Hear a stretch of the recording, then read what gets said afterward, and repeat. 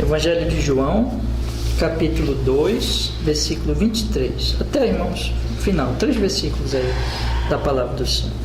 Diz assim, irmãos, a Sagrada Escritura: E estando eles em Jerusalém pela Páscoa, durante a festa, muitos, vendo os sinais que fazia, creram no seu nome.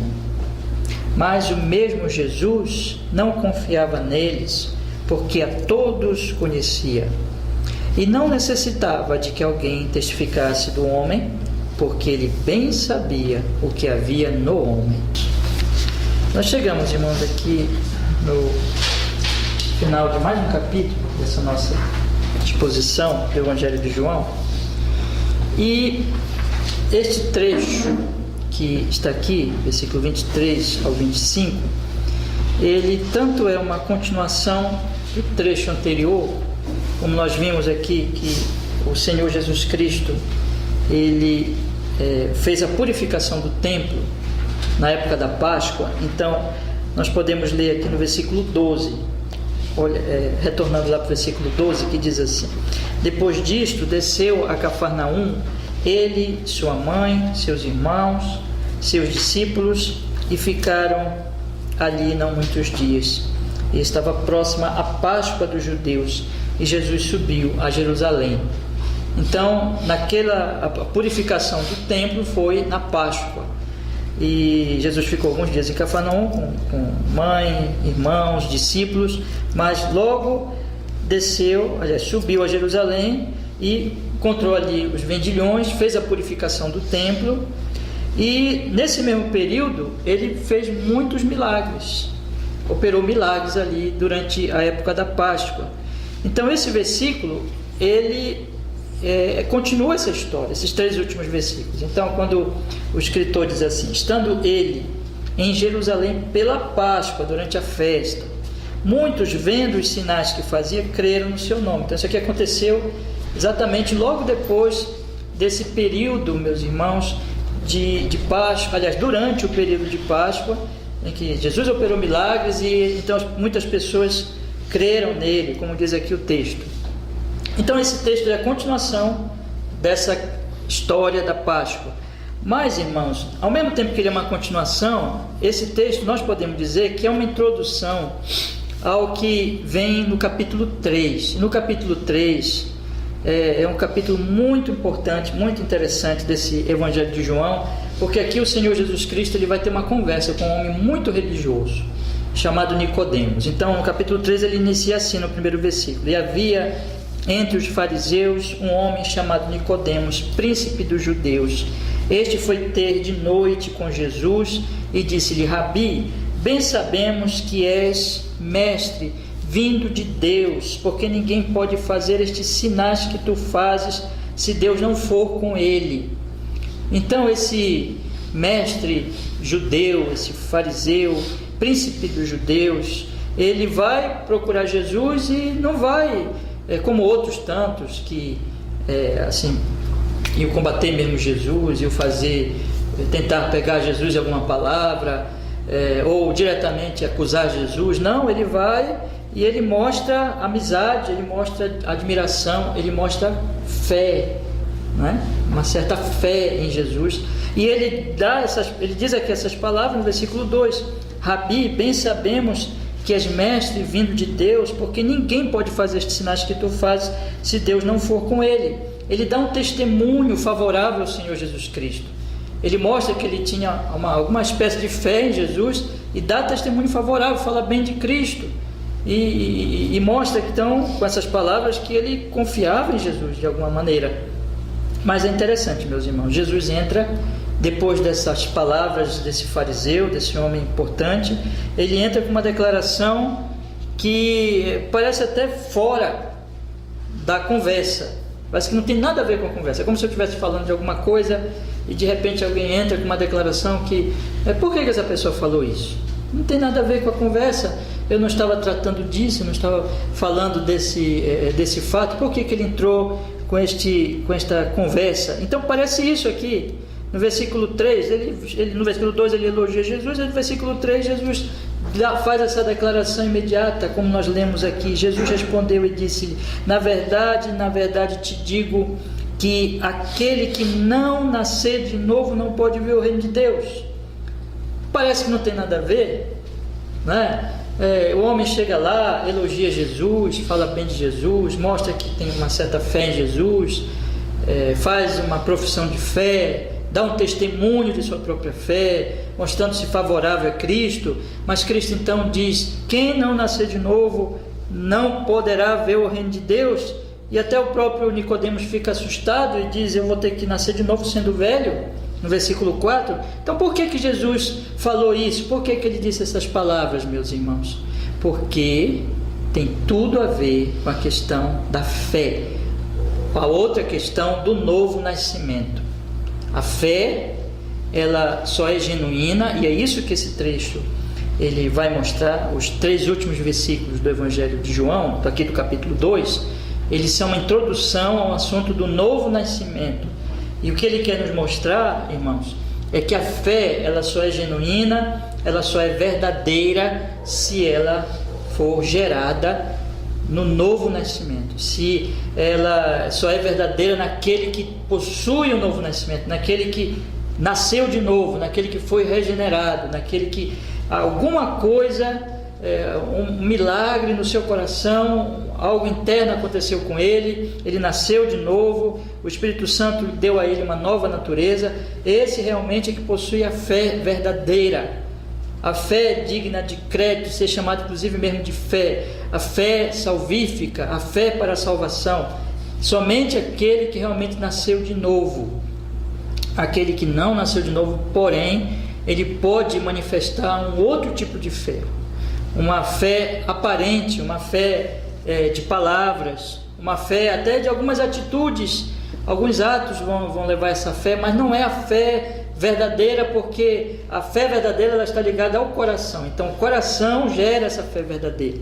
Aqui a fé verdadeira vem do coração, é uma fé, uma confiança em Cristo do coração nascido de novo, do coração regenerado, do coração que foi transformado pelo poder, pela graça do Espírito Santo. Se não tiver esta mudança, não haverá então esta fé verdadeira. E esses 3 últimos versículos são uma introdução ao novo nascimento, falando exatamente qual é o assunto deles, meus irmãos. É de uma falsa fé, que não é gerada pela fé realmente, não é fruto, vamos dizer assim, do novo nascimento, não, mas é uma fé, podemos chamá-la de fé, mas não é a fé genuína, não é a fé salvífica. Então podemos chamá-la de falsa fé, e é disso que o texto vai tratar, irmão. Vamos ler então no versículo 23 e 25 para nós reforçarmos isso. Ele diz assim: estando ele em Jerusalém pela Páscoa, durante a festa, muitos, vendo os sinais que fazia, creram no seu nome,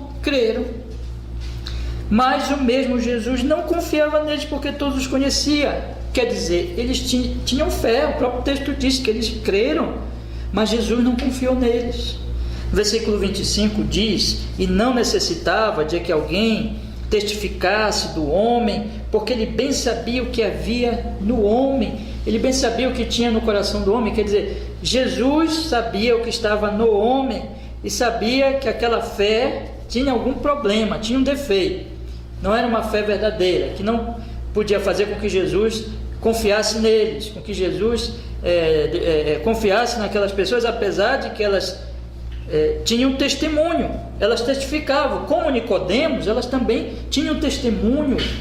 Nicodemos nos diz no versículo 2: Rabi, bem sabemos, capítulo 3, né, no versículo 2 do capítulo 3: Rabi, bem sabemos que és mestre, vindo de Deus, porque ninguém pode fazer estes sinais que tu fazes se Deus não for com ele. Sim, Nicodemos dava testemunho, Nicodemos tinha palavras bonitas, Nicodemos testificava, falava da sua própria fé, mas ele sabia que Nicodemos não era nascido de novo. Ele sabia que Nicodemos, aquela fé de Nicodemos, aquela profissão de fé de Nicodemos, não era da fé genuína, não era da fé verdadeira, mas era de uma fé falsa, de uma fé que, no final das contas, as pessoas não vão ser salvas com esta fé, mas elas serão salvas apenas se elas realmente tiverem a fé genuína e a fé verdadeira. Então, meus irmãos, esse texto, ele é um texto muito solene. Ele é um texto que, na verdade, todo esse trecho, desde o capítulo, do versículo 23 do capítulo 2 até os primeiros versículos do capítulo 3, esse bom trecho aí do capítulo 3, é um trecho muito solene e que vai perguntar para nós o seguinte: nós temos fé genuína, nós temos fé verdadeira, e que vai se ligar, a grande questão é, nós realmente nascemos de novo. Esse assunto todo já vem sendo falado no livro de João, no Evangelho de João. Nós vamos lembrar, meus irmãos, que lá no capítulo 1, vamos voltar um pouquinho, no capítulo 1, no versículo 10, a palavra de Deus vai dizer aqui que as pessoas rejeitaram Jesus. Capítulo 1, versículo 10, que o mundo rejeitou Jesus. O versículo 10 diz assim: estava no mundo, e o mundo foi feito por ele, e o mundo não o conheceu.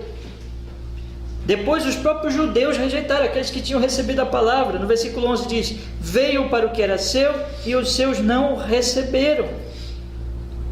Então fica evidente que a fé é impossível. O texto diz aqui que o mundo não creu, não recebeu Jesus. O mundo foi feito por ele, mas não o conheceu. No versículo 11 diz que os seus, se referindo aos judeus, não o receberam. Nem o mundo em geral, que tinha sido criado por ele, que tinha diante dele, aquilo que Paulo vai falar em Romanos capítulo 1, a partir do verso 18, o testemunho da criação, mostrando que Deus é real, que eles deviam adorar a Deus. Eles não creram em Jesus, que é o Criador de todas as coisas. Eles não creram, também os judeus que tinham a revelação especial, eles também não creram, apesar de ter a lei, apesar de ter os testemunhos que apontavam para Jesus Cristo, que prometiu Jesus Cristo, eles também não creram.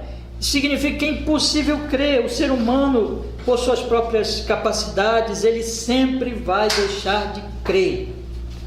Ele sempre será um incrédulo. A incredulidade não é uma coisa, meus irmãos, vamos dizer assim, não é uma coisa inédita ou uma coisa surpreendente. Na verdade é uma coisa natural. O ser humano naturalmente ele é incrédulo. O coração dele é mau, o coração dele é duro para Deus, o coração dele rejeita as evidências do Evangelho, não quer saber do Evangelho. O homem só crê, irmãos, se houver um novo nascimento, se houver uma mudança no seu coração, se houver uma obra poderosa do Espírito Santo. Se não existir isso, se não ocorrer isso, ele não crerá. O próprio texto aqui no capítulo 1 vai falar disso.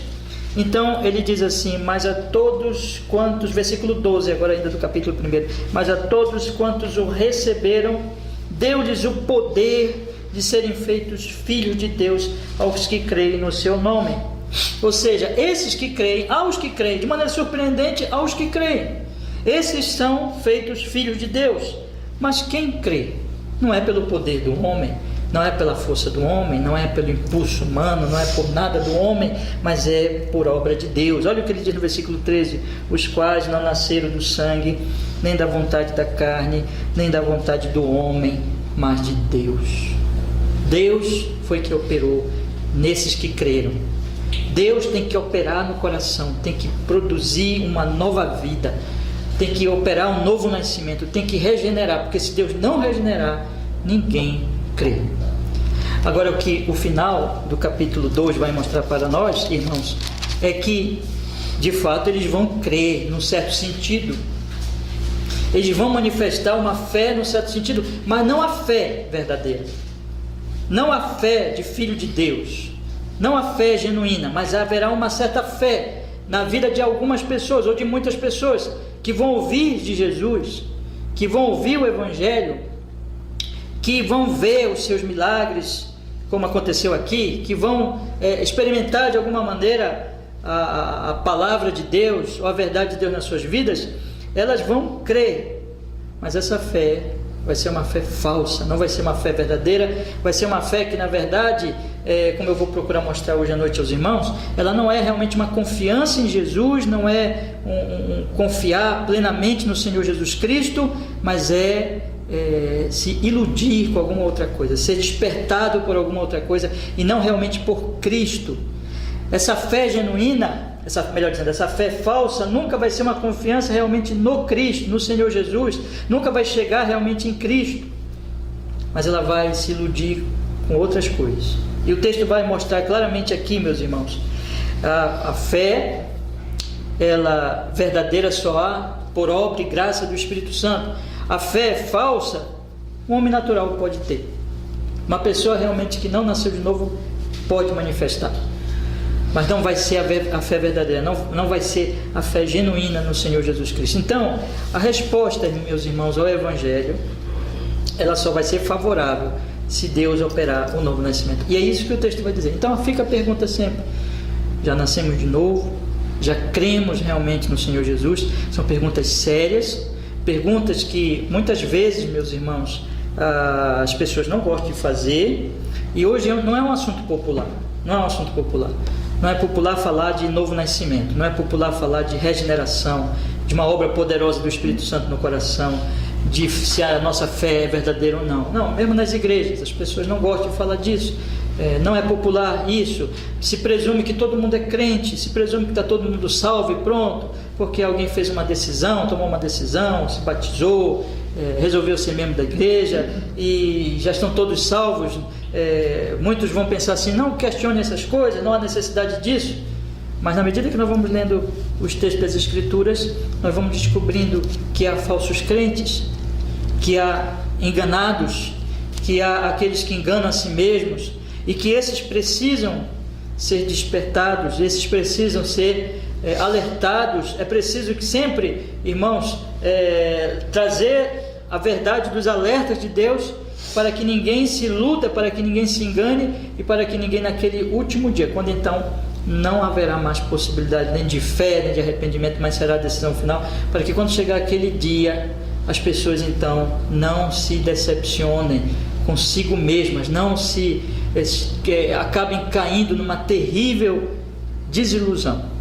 Vocês lembram daquele grande texto que o Senhor Jesus Cristo, no final do Sermão da Montanha, diz: muitos naquele dia me dirão que Senhor, não fiz isso, não expulsei demônios, não operei milagres, não profetizei. E ele vai dizer: nunca vos conheci. Ele diz: nem todo que me diz Senhor, Senhor entrará no reino dos céus. Nem todo que faz uma profissão de fé, nem todo que dá testemunho de fé, nem todo que fala bem do Evangelho, fala bem de Cristo, entrará no reino dos céus. O apóstolo Paulo diz: se com a tua boca confessares a Jesus como Senhor, e em teu coração, a grande questão é: eu sou crente, meu coração crê, eu creio realmente no coração, no Senhor Jesus Cristo. E isso, meus irmãos, é uma obra apenas da graça do novo nascimento. Então vamos olhar, meus irmãos, para o versículo 23 primeiro, e falar da fé meramente nos sinais, porque é isso que está aqui no versículo 23. Diz assim a Sagrada Escritura: e estando ele em Jerusalém pela Páscoa, durante a festa, muitos, vendo os sinais que fazia, creram no seu nome. Observe que o texto então, ele coloca o fato, e ele coloca que esse fato gerou fé, né? Então observe, diz assim: estando ele em Jerusalém. Então Jesus estava em Jerusalém, e ele estava o quê? Pela Páscoa, ele estava participando da Páscoa. Ali o Senhor Jesus se revela publicamente. O milagre anterior, que foi o milagre da transformação da água em vinho, foi um milagre localizado, um milagre de uma família apenas. Mas esse aqui, essa purificação do templo, foi um evento público. O Senhor Jesus se revela em Jerusalém publicamente, e ele então ali também começa a operar o seu ministério de milagres, de sinais. O texto diz aqui: estando ele em Jerusalém pela Páscoa, durante a festa, muitos, vendo os sinais que fazia, creram no seu nome. Jesus operava sinais. Esses sinais eram testificadores. Sinais, milagres, coisas extraordinárias. Esses sinais eram testificadores. Esses sinais mostravam quem Jesus era. Esses sinais tinham um propósito. Tinha um propósito bem definido na Escritura Sagrada. Aliás, já li com vocês várias e várias vezes desde o início do nosso estudo no Evangelho de João, capítulo 20, versículo 30. Jesus, pois, operou também, em presença de seus discípulos, muitos outros sinais que não estão escritos neste livro. Estes, porém, foram escritos para que creiais que Jesus é o Cristo, o Filho de Deus, e para que, crendo, tenhas vida em seu nome. Então, observe, meus irmãos, que Jesus operou muitos sinais. No versículo 21, no capítulo 21, no versículo 25, olha o que o texto diz. O último versículo do Evangelho de João, 21, 25. Há, porém, ainda muitas outras coisas que Jesus fez, e se cada uma das quais fosse escrita, cuido que nem ainda o mundo todo poderia conter os livros que se escrevessem. Amém. Muito ele fez. Muitos, evidentemente aqui se refere, inclui-se aqui sinais, milagres, maravilhas, coisas extraordinárias. Então foi algo extraordinário que Jesus operou. Muitos e muitos milagres, sinais, maravilhas ele operou. O Evangelho de João, ele destaca apenas alguns sinais, como ele diz no final do capítulo 20. Então ele diz que ele selecionou esses sinais. Então são muitos e muitos sinais, e esses que foram relatados aqui, apenas alguns deles, e João encerra o seu Evangelho dizendo que Jesus operou muita coisa, tanta coisa que nem todos os livros, como ele diz aqui, nem ainda o mundo todo poderia conter os livros que se escrevessem, mas ele seleciona alguns. Para quê, meus irmãos? Veja o que diz no versículo 31. Foram escritos para que creais que Jesus é o Cristo, o Filho de Deus, e para que crendo tenhas vida em seu nome. Os sinais, eles têm um propósito. Qual é? Levar as pessoas, como evidência que eles são de quem Cristo é, de quem Cristo, o que Cristo veio fazer, levar as pessoas à fé em Jesus, a confiança no Senhor Jesus Cristo. Desde o primeiro estudo, meus irmãos, já procurei mostrar para vocês que os sinais, eles apontavam para realidades espirituais que iam para além do próprio sinal. Então, quando Jesus transforma a água em vinho, ele está manifestando a sua glória, a glória daquele que é o Criador de todas as coisas, que é o Verbo encarnado, que veio para salvar pecadores. Quando ele multiplica os pães, ele está se mostrando como aquele que é o pão da vida, que é o pão da vida. Então, para além da multiplicação do pão, o que importa na verdade é ele. Então, aqueles milagres, eles são evidência, eles são sinais de quem Cristo é, eles estão mostrando quem Cristo é, e as pessoas não deveriam ficar presas meramente nos sinais, mas elas, segundo o Evangelho de João, estes, porém, foram escritos para que creais que Jesus é o Cristo, o Filho de Deus, e para que crendo, aqui a fé genuína, a fé verdadeira, para que crendo tenhais vida em seu nome. Crê em Jesus, crê que Ele é o Cristo, crê que Ele é o Filho de Deus, crê que Ele é quem lhe dizia ser, crê nele como Salvador. Essa é a fé genuína, a fé que ultrapassa os sinais, a fé que não fica presa nos sinais, mas a fé que olha para Cristo, e que os sinais são apenas símbolos, são apenas sinais mesmo, são apenas evidência, mas os sinais não têm grande importância em si mesmos. Mas a questão é Cristo. Cristo tem que ser crido. É preciso confiar-se em Cristo, descansar nele como o Redentor, o Messias, o Filho de Deus, o ungido de Deus, aquele que fora prometido no Antigo Testamento. Então é nele que nós devemos crer, é nele que nós devemos confiar. Mas aí que está o problema, meus irmãos. É que, voltando para o capítulo 2, no versículo 23, isso não estava acontecendo aqui. As pessoas estavam fazendo, o que eu posso até dizer, mau uso dos sinais. Elas não estavam compreendendo os sinais como sinais, mas elas estavam interpretando mal os sinais. Elas estavam, em vez de chegar em Cristo, elas estavam fazendo outra coisa, meus irmãos. elas estavam olhando para os próprios sinais. Então, no versículo 23 do capítulo 2, que é o trecho que nós estamos estudando hoje à noite, diz assim: e estando ele em Jerusalém pela Páscoa durante a festa, muitos, vendo os sinais que fazia, creram no seu nome. É interessante que o texto vai dizer, eles creram mesmo. Mas o problema é que logo em seguida o texto vai dizer que Jesus não confiava neles. Não é o que diz no versículo 24? Mas o mesmo Jesus não confiava neles. Por quê, meus irmãos? Porque essa fé era fé meramente nos sinais e não chegava em Cristo Jesus.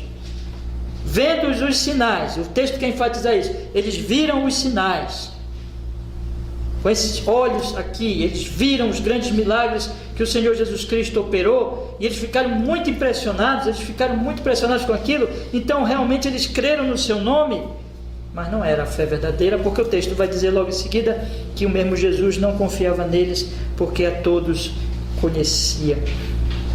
A fé, essa fé aqui, ela está mais ligada à primeira sentença, quando ele diz assim: vendo os sinais, creram. Vendo os sinais, eles viram os sinais. A grande questão é que essa fé está presa nos sinais. Eu posso explicar melhor isso, irmãos, olhando com vocês o capítulo 6. Vamos mais adiante aí um bocadinho. O capítulo 6 e o versículo 26 da Sagrada Escritura. Jesus respondeu-lhes e disse: na verdade vos digo que me buscais não pelos sinais que vistes, mas porque comeste do pão e vos saciastes. Que coisa, que afirmação um pouco até difícil de entender. Por quê? Porque Jesus Cristo disse assim: vocês, na verdade vos digo que me buscais não pelos sinais que vistes, mas porque comeste do pão e vos saciastes. Qual era o milagre que ele tinha acabado de fazer aqui no capítulo 6? A multiplicação dos pães e peixes. Com apenas o quê? 5 pães de cevada e 2 peixinhos, ele alimentou 5.000. Que milagre extraordinário! Que coisa impressionante! Ele foi distribuindo e aqueles pães foram multiplicando, os peixes foram multiplicando e ele alimentou 5.000. Tinha só pouquinho e todos foram alimentados e ainda sobrou. As pessoas ficaram enlouquecidas com aquilo, as pessoas ficaram impressionadas com aquilo. Qualquer um ficaria, não é verdade? Que milagre, que coisa impressionante. Então o que as pessoas fizeram? Foram atrás de Jesus e ficaram perseguindo Jesus. E aí Jesus então diz para elas essas palavras muito duras, meus irmãos, no versículo 26. Vamos ler o 6:26 novamente. Jesus respondeu-lhes e disse: na verdade vos digo que me buscais não pelos sinais que vistes, mas porque comeste do pão e vos saciastes. O que Jesus queria dizer com isso, irmãos? Como eles não buscam pelos sinais que eles viram? Eles viram os sinais. Eles buscaram Jesus por causa dos sinais. É porque Jesus estava dizendo que eles não diz assim: olha, na verdade vos digo que me buscais não pelos sinais que vistes, é que eles não tiveram a visão do significado do sinal. O significado do sinal. Aí Jesus vai falar no versículo 27, observem: trabalhai não pela comida que perece, mas pela comida que permanece para a vida eterna, a qual o Filho do Homem vos dará, porque este o Pai, Deus, o selou. Irmãos, aqui está, meus irmãos. Olha o que ele diz no versículo 33: porque o pão de Deus é aquele que desceu do céu e dá a vida ao mundo. O que Jesus está dizendo no versículo 26 é que as pessoas não viram os sinais, no sentido de que elas não viram que aquele grande sinal da multiplicação de pouquinho de pão, pouquinho de peixe, alimentando 5.000 pessoas, era um sinal de que Jesus é o pão. Mas em vez de eles entenderem isso e de fazer o que Jesus diz no versículo 27, o que Jesus diz no versículo 27? Ele diz: trabalhai não pela comida que perece, trabalhe não por esse pão que eu multipliquei, que vai perecer, Por mais que tenha sido um milagre extraordinário, mas esse pão pereceu, esse pão foi destruído, esse pão não permaneceu. Mas trabalhem pela comida que permanece para a vida eterna, a qual o Filho do Homem vos dará, porque este é o Pai, Deus o selou. Ele está dizendo, aqui está o problema de vocês, é que vocês, em vez de buscarem o pão eterno, o pão que veio de Deus, isto é, eu mesmo, eu, Jesus, eu vim de Deus, eu sou o pão da vida, eu sou aquele que vem alimentar vocês, eu vim alimentar vocês espiritualmente, eu vim salvar a alma de vocês, eu vim como pão, eu vim como pão da humanidade.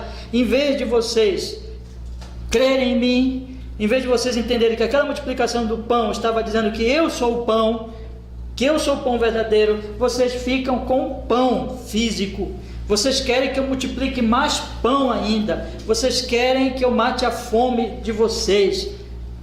Vocês ficaram com a barriga cheia e vocês querem continuar com a barriga cheia, comendo pão, em vez de entenderem que aquele pão, na verdade, perece. Vocês vão morrer. O corpo de vocês vai morrer. Vocês vão voltar ao pó. E a questão espiritual? E a vida eterna? E aquilo que não perece, e aquilo que eu tenho que ter uma riqueza. João vai dizer, por exemplo, o mundo passa, João vai dizer na sua carta, o mundo passa com tudo aquilo que as pessoas desejam, mas aquele que faz a vontade de Deus permanece para sempre. Jesus mesmo disse, buscar em primeiro lugar o reino de Deus e a sua justiça. Há um reino, há uma riqueza, há um reino eterno, há um pão eterno, há algo eterno para nós buscarmos. E nós não podemos ficar presos apenas ao pão físico, porque o pão físico vai perecer. E se tudo que nós tivermos é pão, nosso pão vai apodrecer, nosso pão vai perecer, e nós vamos juntos perecer com ele. Nós precisamos do pão eterno, nós precisamos da vida eterna, nós precisamos do alimento eterno, e esse é o nosso Senhor Jesus Cristo. E Jesus está dizendo, vocês vieram aqui, estão me buscando, não porque vocês viram os sinais, não porque vocês entenderam o significado do sinal que está apontando para o pão eterno, mas porque vocês saciaram-se, vocês comeram pão e vos saciaram, que ele diz no final do versículo 26, só por isso. Essa é a fé falsa, irmãos. A fé do pão físico, a fé da barriga cheia, a fé que só busca os sinais pelos sinais, mas não percebe, irmãos, que aqueles sinais têm um significado muito mais profundo, muito mais importante, muito além daquelas coisas pequenas, insignificantes. Muito mais importante que multiplicar pão é Jesus nos alimentar espiritualmente. E é isso que ele faz de fato. Vocês não veem muitas vezes, mesmo nos evangelhos, Jesus fazer um milagre como esse. Apenas alguns eventos. Vocês não verão milagres como esses corriqueiros por aí. Não verão. Mas Jesus tem alimentado, Jesus tem dado a si mesmo como pão a muitos e muitos têm sido alimentados, têm crido nele e têm sido alimentados com o pão eterno que é o Senhor Jesus Cristo. Então, o que eu quero mostrar a vocês hoje à noite, meus irmãos, é que essa fé falsa, ela tem uma característica. Ela tem uma característica em que ela fica presa aos sinais, mas ela não vai a Jesus. Ela crê em Jesus no sentido de, voltando para o final do capítulo 2, quando o versículo 23 diz, estando eles em Jerusalém pela Páscoa durante a festa, muitos vendo os sinais que fazia, creram no seu nome. Significa que esse crer nele, essa fé, que não é a fé verdadeira, é a fé apenas nos sinais. Pressionado com sinais. Jesus curava, Jesus fazia coisas extraordinárias. Então, que homem extraordinário! Esse Messias, ele opera coisas extraordinárias, esse homem é extraordinário, então cremos nele e queremos que ele opere mais milagres ainda, queremos que ele cure mais, que ele faça coisas mais ainda extraordinárias. Então essa era a fé aqui, irmãos, em evidência. É uma fé que nunca chegava em Jesus, era uma fé que ficava só impressionada com os milagres de Jesus. Então, meus irmãos, todas as vezes que as pessoas, elas ficam apenas presas nos sinais, em alguma coisa que não é realmente tão importante, mas aponta para Cristo, mas não é em si mesmo importante, aí nós podemos aplicar de tantas maneiras, irmãos. Hoje ainda, muitas pessoas estão atrás de milagres. Essa é a primeira aplicação, né, mais direta e mais evidente. Hoje ainda as pessoas estão atrás dos milagreiros. Hoje ainda as pessoas estão atrás daqueles que prometem curas, daqueles que prometem prosperidade, daqueles que prometem coisas extraordinárias. E ouvem essas pessoas e ficam impressionadas com os seus testemunhos que elas ouvem. Isso em todas as religiões, mas também no evangelicalismo moderno. As pessoas estão atrás disso e ficam impressionadas com isso, mas elas querem o pão que sacia o estômago, mas elas não querem o pão que sacia a alma, que sacia o coração. Elas ficam presas nos milagres. Mas isso pode acontecer também em outro sentido. Uma pessoa pode gostar, mesmo numa igreja em que essas coisas não são evidenciadas, mesmo numa igreja bíblica, numa igreja que realmente preze pela palavra de Deus, mesmo nesse caso, pode acontecer de uma pessoa não chegar a Cristo, mas ficar impressionada com alguma outra coisa. Pode ser que ela se impressione com o culto, ela acha o culto um culto respeitoso, um culto sério, e ela gosta disso, ela se sente bem, mas ela não chega em Cristo nunca. Pode ser que ela goste até do pastor, do pregador, ela goste da mensagem, ela goste do estudo bíblico, mas ela nunca chega a Cristo, ela nunca chega a confiar realmente em Cristo.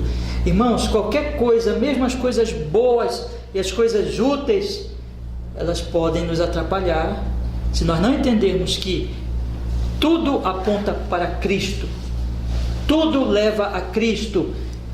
Tudo que realmente é útil e bom aponta para Cristo, os milagres apontam para Cristo, o culto ele é sério, ele é maravilhoso, ele é glorioso, exatamente porque ele é um culto a Deus em Cristo. A pregação ela é importante e ela é valiosa porque exatamente é a pregação sobre Cristo. Eu tenho que chegar em Cristo. Eu não posso nunca ficar aquém de Cristo. Eu tenho que chegar a Ele, eu tenho que confiar nele, eu tenho que entender que tudo aponta para Ele. E é isso, meus irmãos, que é importante. Então, o que fica aqui para nós é tomemos muito cuidado, porque a característica da falsa fé é que ela não chega em Jesus Cristo, mas ela fica sempre presa em alguma outra coisa, que não é ruim em si mesma, mas que não pode ser objeto da fé. O objeto da fé é Cristo. O objeto da fé não são os sinais que Jesus fazia. O objeto da fé era o próprio Cristo, mas eles ficavam nos sinais. O objeto da fé não é os irmãos, não é a igreja reunida, não é nem mesmo a oratória ou as palavras interessantes do pregador. O objeto da fé é Cristo. E para isso que tudo aponta. Cristo Jesus, nosso Senhor. Nós temos que confiar em Cristo. Esse é o ponto, irmãos. Então, confiamos em Cristo. Agora, no versículo 24, o texto avança dizendo assim, vamos ler. Mas o mesmo Jesus não confiava neles, porque a todos conhecia. O mesmo Jesus não confiava neles, porque todos conhecia. Irmãos, é o meu segundo ponto, ou seja, Jesus não confia neles. Eles creram no seu nome, mas Jesus não confia neles. Jesus não dá crédito a eles, não confia neles, não confia a eles o seu reino. Na verdade, Jesus Cristo vê e observa que essa fé não é verdadeira. E é isso que o texto vai dizer. No versículo 24, Jesus, por que Jesus não confiava neles? Não confiava neles, quer dizer que Jesus via que aquela fé não era genuína, que eles não eram genuínos cristãos, mas por quê? Não eram genuínos crentes, por que Jesus não confiava neles?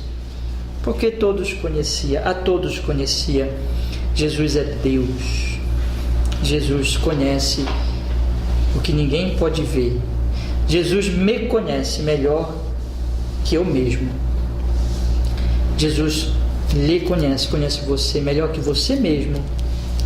Jesus conhece o homem melhor que o próprio homem, melhor do que o melhor amigo deste homem, do que alguém mais íntimo do que ele. É possível nós enganarmos uma pessoa a vida inteira, mais íntima nossa. É possível o marido enganar a esposa a vida inteira e vice-versa, os filhos enganar os pais os filhos, as pessoas mais íntimas. É possível que haja engano nessas relações mais íntimas, porque, como diziam os antigos, coração é terra que não se anda. Coração é um terreno desconhecido. O coração, nós não podemos chegar diretamente a ele nunca. Jesus disse que nós conhecemos algo do coração pelo fruto. Pelo fruto. Numa pregação eu já até ilustrei assim, que o fruto é a janela da alma. É como você passar na frente de uma casa e você nunca entrou naquela casa e você não sabe o que tem lá naquela casa, mas você, quando passa pela janela, você pode olhar pelaquela janela e ver algo. Assim é um fruto, mas você nunca entrou, você nunca pisou no interior dela, você nunca teve experiência real de conhecer profundamente o interior daquela casa. Assim é um coração. Nós podemos ver o fruto. Jesus disse: pelos frutos se conhece a árvore. Você deve investigar os frutos dos profetas para ver se eles são profetas verdadeiros. Mas você nunca penetrará o coração de fato de ninguém. E digo mais, até o seu coração não é discernido plenamente por você mesmo. Sabe por quê? Porque o pecado, ele é trevas, e o pecado ilude o pecador. Enganoso é o coração, diz o profeta. Só tem um que conhece todos os corações, que penetra todos os segredos da alma, que acessa plenamente, sem nenhuma reserva, as profundezas, as mais profundas partes do ser, da alma de todo homem, de toda mulher. Só tem um realmente que pisa no coração e que investiga o coração e que consegue olhar todos os cantos e que não pode ser enganado e que não pode ser iludido. Jesus, esse é o único, Deus. E é Ele que mostra para mim quem eu sou. Por isso que o Evangelho, lembra que Paulo diz que à medida que a palavra é pregada, os segredos vão sendo revelados até para o próprio pecador. O que é a conversão, irmãos? Quando a pessoa se converte, quando a pessoa crê em Jesus, abre-se para ela a realidade do seu próprio pecado, que ela não enxergava até aquele momento. Ela achava que ela era a pessoa mais justa do mundo, bondosa e merecedora até das bênçãos de Deus, mas de repente ela descobre que ela é uma miserável pecadora que merece só uma coisa: o inferno. Quem mostra isso para ela? Cristo. Cristo é a luz do mundo. Cristo conhece o coração. Não podemos enganar a Cristo de maneira nenhuma, porque diz o texto, mas o mesmo Jesus não confiava neles. Jesus via imediatamente que eles não eram verdadeiros crentes, porque a todos conhecia. Cristo conhecia o coração, Cristo conhecia o profundo, Cristo conhecia toda a realidade mais escondida, mais profunda da alma, meus irmãos. E aqui está uma grande realidade, uma grande verdade. Não tentemos enganar a Cristo. O que esse texto está mostrando, em primeiro lugar, é que nós não devemos olhar para os sinais e confiar nos sinais ou qualquer outra coisa, mas confiar em Cristo. Primeira lição, não é? A segunda é que nós não devemos sequer tentar enganar a Cristo ou nos enganar, porque isso não vai dar em nada. Porque aquele que nos julga e aquele que nos julgará no grande e último dia é alguém que o texto diz: a todos conhece. A todos conhece, sabe o coração, conhece o coração de todos. Então não devemos de maneira nenhuma tentar enganar ao nosso Senhor Jesus Cristo. O que fazer? O que fazer? É nos expor a Ele, a sua luz, é deixar a sua luz nos banhar. Irmão, se você entra num quarto escuro, você não enxerga nada. Um quarto fechado, uma cortina bem grossa, onde nem dá para penetrar nem a luz que vem da janela, ou a janela não tem vidro, não tem como penetrar a luz, e você entra naquele quarto, você não enxerga nada. Você não enxerga o que está no chão, você pode tropeçar, cair, Mas na hora que acende uma lâmpadazinha dessa aqui, ou uma vela que seja, a luz mostra o que está em volta. Mas Cristo não é uma vela. Cristo é a luz do mundo. Então nós temos que nos expor a Ele, porque só Ele, somente Ele pode destruir toda a ilusão, inclusive a autoilusão. Por isso que nós sempre dizemos às pessoas: se exponha a Cristo, se exponha à luz de Cristo. Como é que eu me exponho à luz de Cristo? Bom, eu olho com vocês Romanos capítulo 10, versículo 9. O texto diz assim: a saber, se com a tua boca confessares ao Senhor Jesus, e em teu coração creres que Deus o ressuscitou dentre os mortos, serás salvo. Ali vai explicar assim: visto que com o coração se crê para a justiça e com a boca se faz confissão para a salvação, porque a Escritura diz: todo aquele que nele crê não será confundido, porquanto não há diferença entre judeu e grego, porque um mesmo é o Senhor de todos, rico para com todos os que o invocam, porque todo aquele que invocar o nome do Senhor será salvo. Então quem crê será salvo, quem invocar será salvo. Mas para que chegue a crer, Paulo mostra uma sequência de acontecimentos. Veja o que ele diz no versículo 14: como, pois, invocarão aquele que não creram? Como crerão naquele de quem não ouviram? E como ouvirão se não há quem pregue? Como pregarão se não forem enviados? Como está escrito: quão formosos os pés dos que anunciam o evangelho de paz, dos que trazem alegres novas de boas coisas. Aqui está, meus irmãos, tem que ter pregação para que tenha fé. Pregação do quê? Pregação da palavra. Versículo 8 ele diz: a palavra está junto de ti, na tua boca e no teu coração. Esta é a palavra da fé que pregamos. A palavra pregada é a luz de Cristo espalhada sobre as vidas, sobre os corações, e é só dessa maneira. E o salmista vai dizer, né? Lâmpada para os meus pés é a tua palavra, e luz para os meus caminhos. Nós temos que nos banhar da palavra, nós temos que nos encher da palavra, nós temos que nos expor à palavra, lida, meditada, mas especialmente pregada. Nós temos que buscar, meus irmãos, ouvir a pregação e nos expor à pregação fiel, e fazer como os bereanos que iam e que olhavam se aquela pregação realmente era fiel. Nós temos que buscar isso. Essa é a única maneira, nos banhando na luz de Cristo, de nós recebermos essa luz. Isso é a minha e a sua responsabilidade. Bem-aventurado o homem que não anda no conselho dos ímpios, não se detém no caminho dos pecadores, não se assenta na roda dos escarnecedores. Antes o seu prazer está na lei do Senhor, e nesta lei ele medita de dia e de noite. Cada vez mais eu me convenço, e quanto menos meditamos, menos nos expomos à palavra, mais em trevas ficamos. Mas quanto mais meditamos em oração, em clamor, em súplica, mais recebemos da luz de Cristo, da luz do Evangelho. Quanto mais nós nos expomos à pregação, quanto mais guardamos o dia do Senhor com oração, com clamor, nos expondo à pregação, quanto mais nós buscamos a luz, mais luz vamos ter. A luz veio ao mundo, mas os homens amaram o quê, irmãos? Mais as trevas do que a luz, porque as suas obras eram más. Capítulo 3, no versículo 19 diz assim: e a condenação é esta, que a luz veio ao mundo, e os homens amaram mais as trevas do que a luz, porque as suas obras eram más. Porque todo aquele que faz o mal odeia a luz e não vem para a luz, para que as suas obras não sejam reprovadas. Mas quem pratica a verdade vem para a luz, a fim de que as suas obras sejam manifestas, porque são feitas em Deus. O sentido então pleno do texto é: bom, se você quer a verdade, você vai buscar a luz.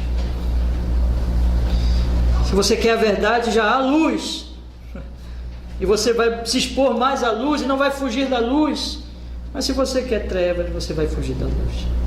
Se as suas obras são reprováveis, se você ama o pecado, se você não quer saber de Deus, aí você se afasta da luz. Mas não há luz, não há verdade longe da fonte e daquele que é a própria luz. Quem? Cristo. E é na pregação, é na palavra, é na meditação, meus irmãos, que nós podemos nos ver livres do auto-engano, porque aquele que conhece todas as coisas, ele é a luz que nos revela as coisas que precisamos saber sobre nós, sobre o nosso coração, se estamos realmente na fé, se somos realmente crentes. Por isso nós temos que nos expor à sua santíssima palavra continuamente. Então, nunca tentemos iludir aquele que é a luz, isso é impossível, porque ele conhece tudo.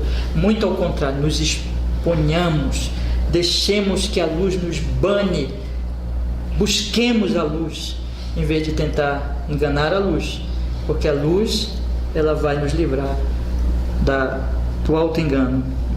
E o versículo 25 diz, meus irmãos: e não necessitava de que alguém testificasse do homem, porque ele bem sabia o que havia no homem. Então diz o texto, não necessitava de que alguém testificasse do homem, porque ele bem sabia o que havia no homem. Ele não tinha necessidade, não precisava em absoluto de que alguém desse testemunho do homem, que alguém chegasse e dissesse assim: olha, eu conheço o fulano, ele é uma pessoa boa, ele é uma pessoa confiável, porque ele sabia mais do homem do que o seu amigo íntimo, do que o seu companheiro mais íntimo, do que as relações, daqueles que têm relações mais íntimas com essa pessoa.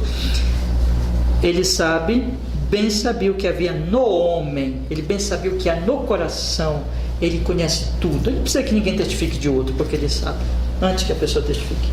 Ele não precisa que eu testifique de mim mesmo, nem que testifique de outro, porque ele me conhece, ele conhece todos os outros. Ele não precisa do nosso testemunho em nada.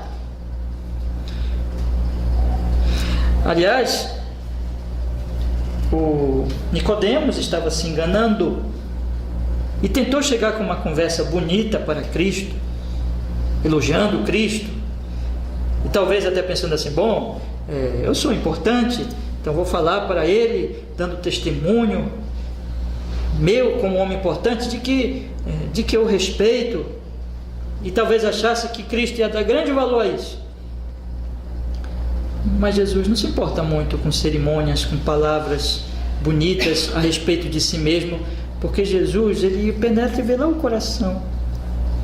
Então o que o Senhor Jesus Cristo diz, meus irmãos? Vamos ler de novo versículo 2 e 3 do capítulo 3. Capítulo 3 diz assim: então foi ter de noite com Jesus e disse-lhe: Rabi, bem sabemos que é mestre vindo de Deus, porque ninguém pode fazer estas coisas que tu fazes se Deus não for com ele. E Jesus respondendo disse: na verdade te digo que aquele que não nascer de novo não pode ver o reino de Deus. Não pode. Nicodemos, pouco importa essas palavras elogiosas, quando eu olho para o teu coração e vejo: não nascer de novo, não podes entrar no reino enquanto não nasceres de novo. Precisas de uma mudança no coração. As tuas palavras, o teu testemunho não mudam o fato do que vejo, o fato de que precisas o quê? Nascer de novo. As tuas palavras não influenciam nada o meu juízo. Eu não preciso das tuas palavras. Elas não me iludem, elas não me enganam, porque eu vejo que precisa nascer de novo. Jesus cortou logo, né? Se não nascer de novo, Nicodemos, não pode ver o reino dos céus, mesmo que venha com as palavras mais bonitas, com os elogios mais belos, comoventes, tocantes. Tudo isso é palha, tudo isso é fumaça, tudo isso não tem valor nenhum para aquele que conhece a cada homem. Versículo 25: não necessita de que alguém testificasse do homem, nem de outro, nem de si mesmo, porque ele bem sabia o que havia no homem. Ele sabe todas as coisas. Então a lição aqui preciosa, direta, é: não tentemos iludir Cristo com palavras. Não tentemos iludir a nós mesmos com palavras. Não tentemos iludir a outros com palavras bonitas, elogiosas sobre Cristo. Um homem pode falar 1000 vezes, 1 milhão de vezes, ou infinitas vezes, bem de Jesus, e ir para o inferno ainda, porque tudo aquilo pode ser só palavras falsas, de uma falsa fé, e não de um coração regenerado. O que vale, meus irmãos, é a fé no coração, Eu não estou dizendo que é errado professar fé, muito ao contrário. É importante, se com a tua boca confessares a Jesus como Senhor, mas tem que ter a segunda parte: em teu coração creres, serás salvo. A questão é: a minha profissão é de acordo com a minha fé no coração?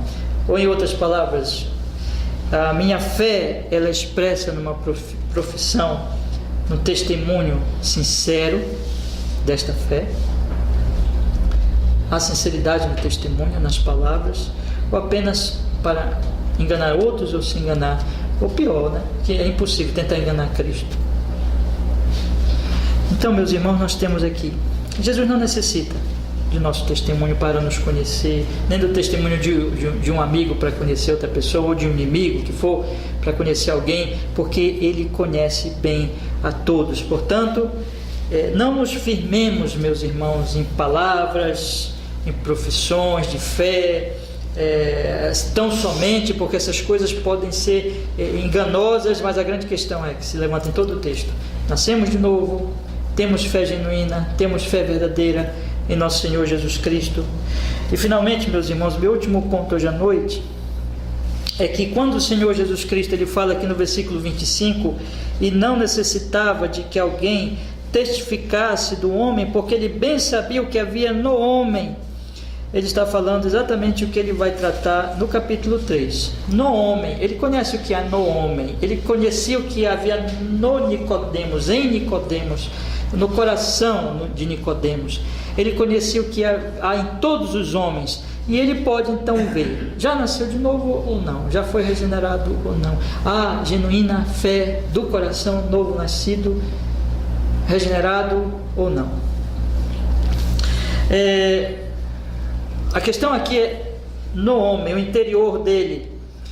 Eu queria que os irmãos observassem que a fé falsa, ela é superficial. O versículo 23 fala da fé falsa, diz assim: estando eles em Jerusalém pela Páscoa durante a festa, muitos, vendo os sinais, creram.